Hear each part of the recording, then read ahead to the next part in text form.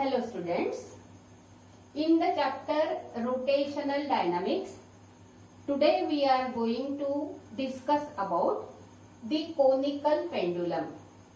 In our textbook, this topic, that is conical pendulum, starts with the definition of a pendulum.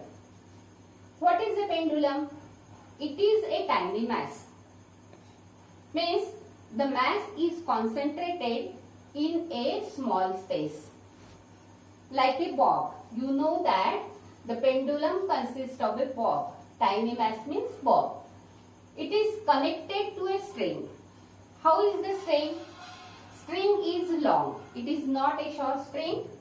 It is flexible. Means it can bend without breaking. This is the meaning of flexible. Then it is massless. Means its mass is so small. The mass of the string is so small that we can neglect it. It is inextensible. It cannot elongate. So, the restrictions on the string of a pendulum are: it should be long, flexible, massless, inextensible, and it is suspended to a rigid support.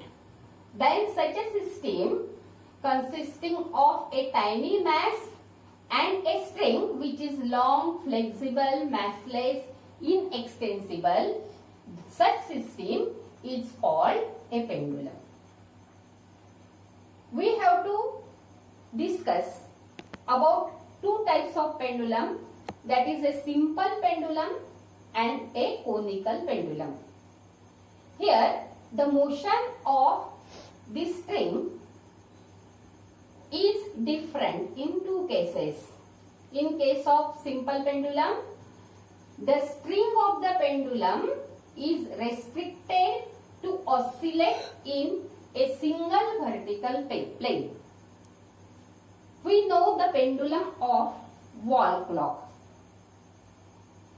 The pendulum moves along a single vertical plane, such as here you observe a pendulum OA.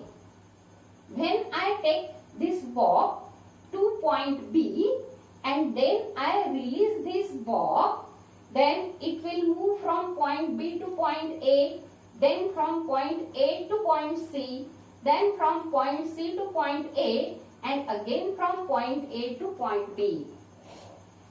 Such set of all the movements is known as one oscillation.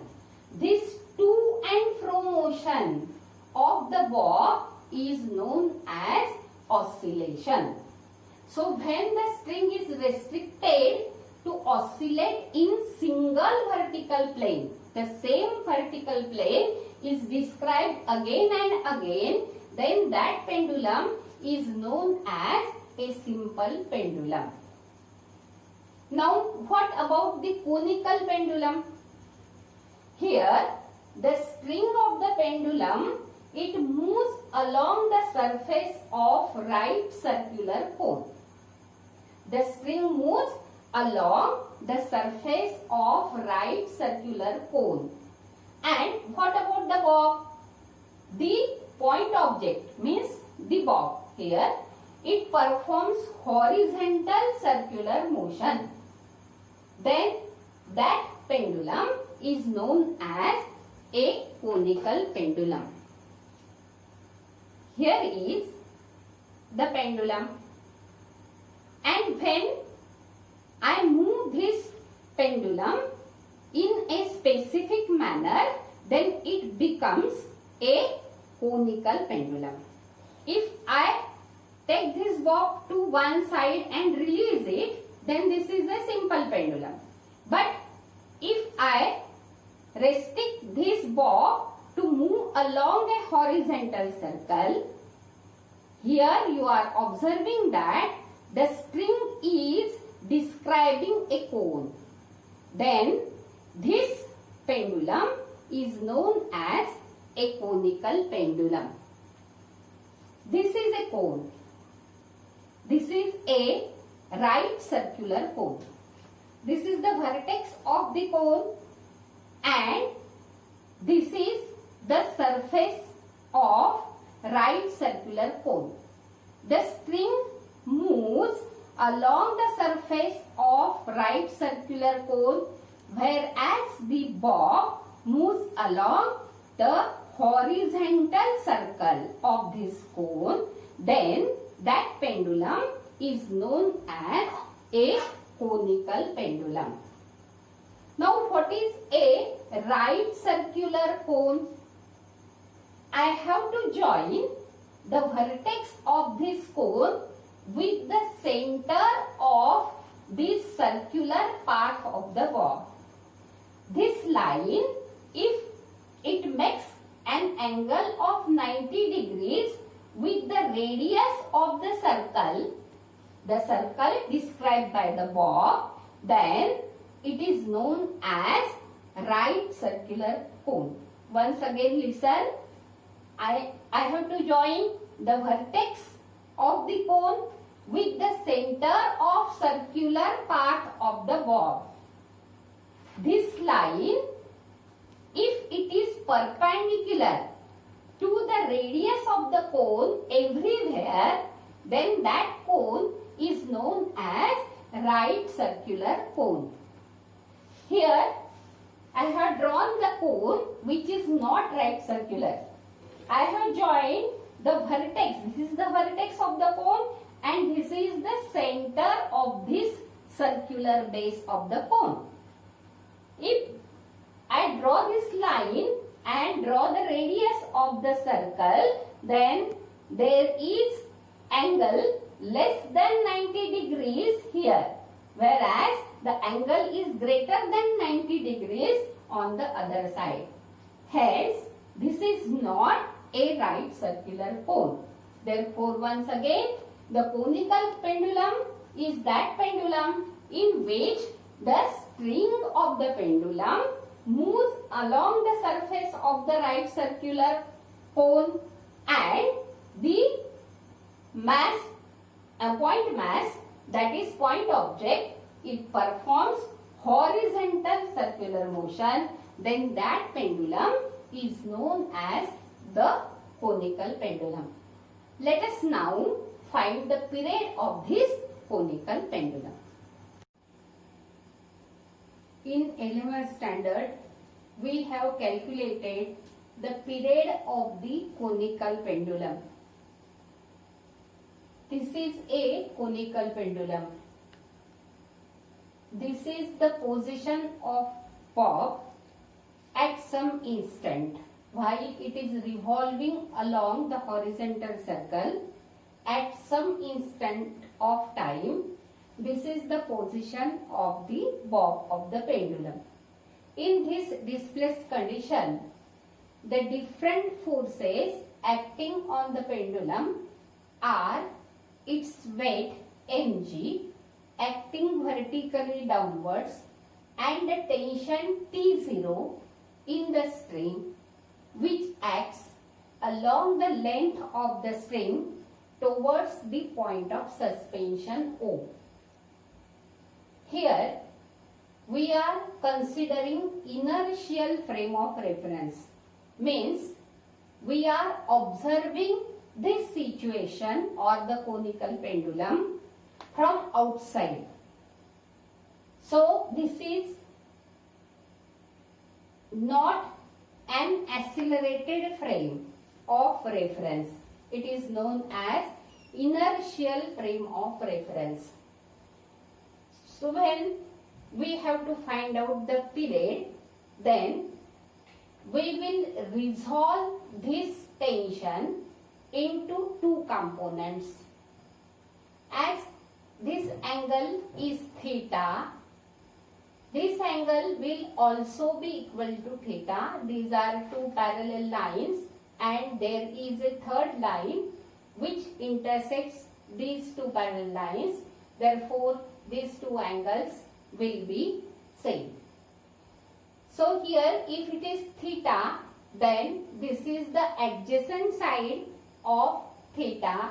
Therefore, it is T0 cos theta, and another perpendicular component, that is horizontal component, will be T0 sin theta. Here what we have done in 11th standard is that we have equated these two, vertically upward component and vertically downward component, that is mg is equal to T0 cos theta.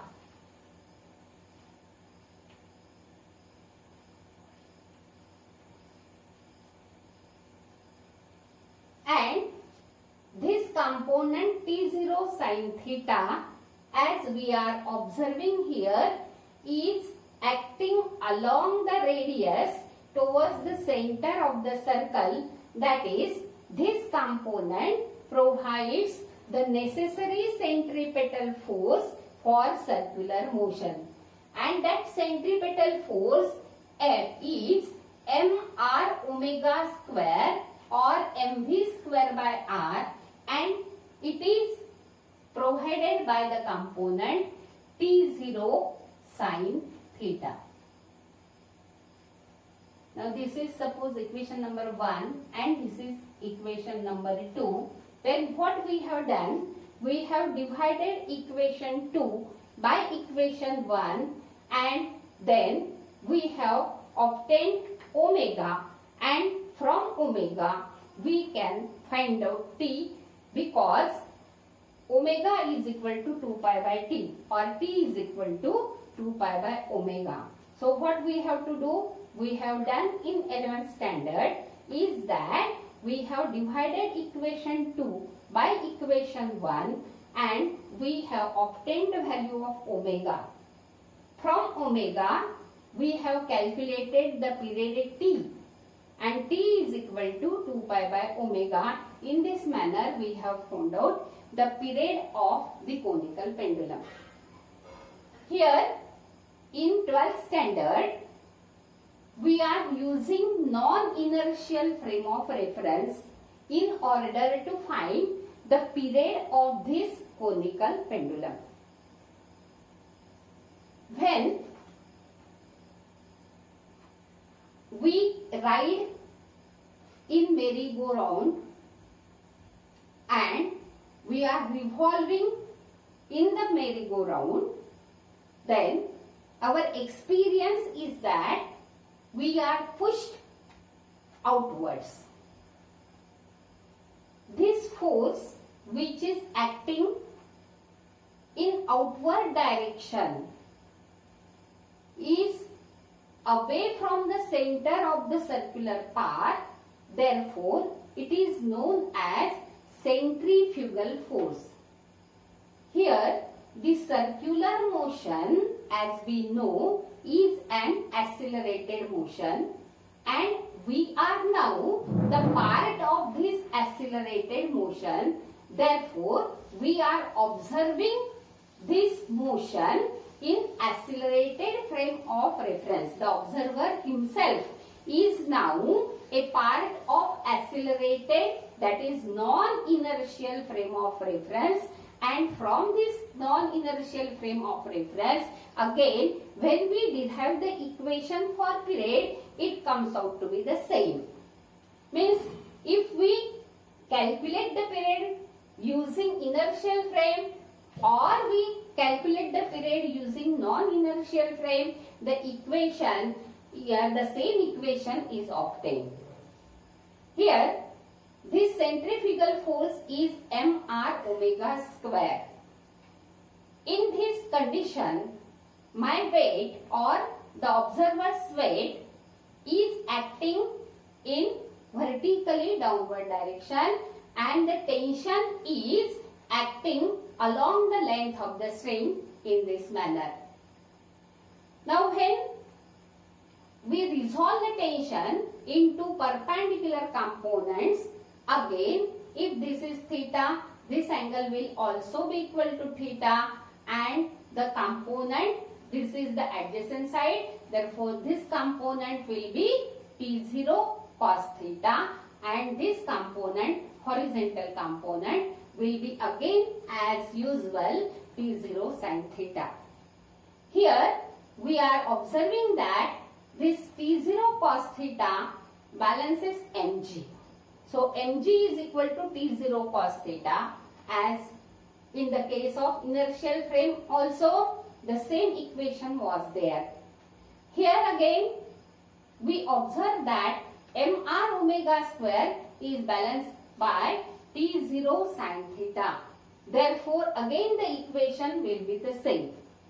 Now using this non-inertial frame of the reference, we get the same equation. Now let us divide equation 2 by equation 1. So T0 sin theta will be in numerator, T0 cos theta will be in denominator. So we get sin theta upon cos theta.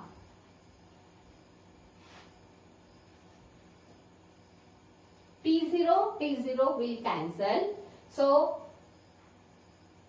for the second equation, it is mr omega square in the numerator, and in the denominator it will be mg. Now this m cancels with this n.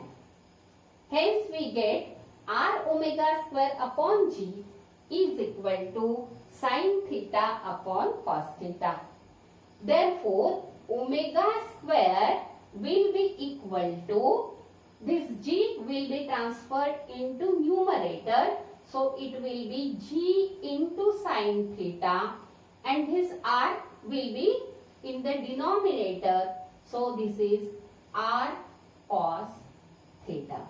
This is the value of omega square.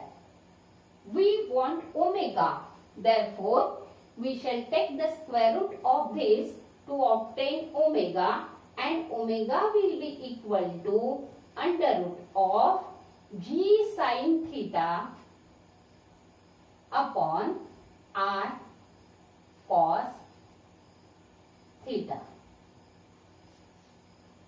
Now from this figure, this is the length of the string. This is angle theta. For this triangle, this is the adjacent side. This height h is the adjacent side for this angle. So h is equal to L cos theta is the value of this side. Now this is the opposite side of angle theta. Therefore this r, radius of the circular path, is r. R is equal to L sin theta. Hence for r we shall substitute L sin theta. Therefore the equation for omega now becomes omega is equal to under root g sin theta divided by r means L sin theta into cos theta.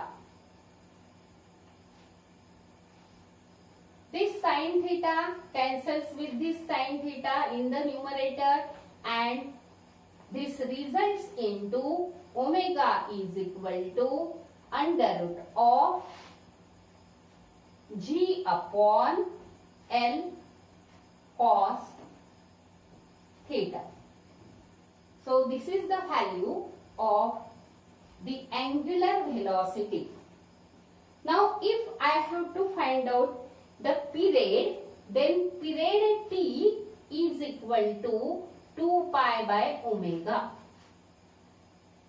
And 2 pi by omega gives us 2 pi under root of L cos theta upon g. So this is the value of the period t. Period t is the time required for one revolution, and it is equal to 2 pi under root of L cos theta upon g. If I have to find out the frequency of this bob of the pendulum, then it is given by reciprocal of the period. N is equal to 1 upon T. So it will be 1 upon 2 pi under root of G upon L cos theta. So if this is equation 3, this will be equation number 4 and this will be equation number 5. So equation 3 gives the angular speed, equation 4 gives the period, and this equation number 5 gives the frequency of the pendulum. The problems on the conical pendulum will be discussed in the next lecture. Thank you.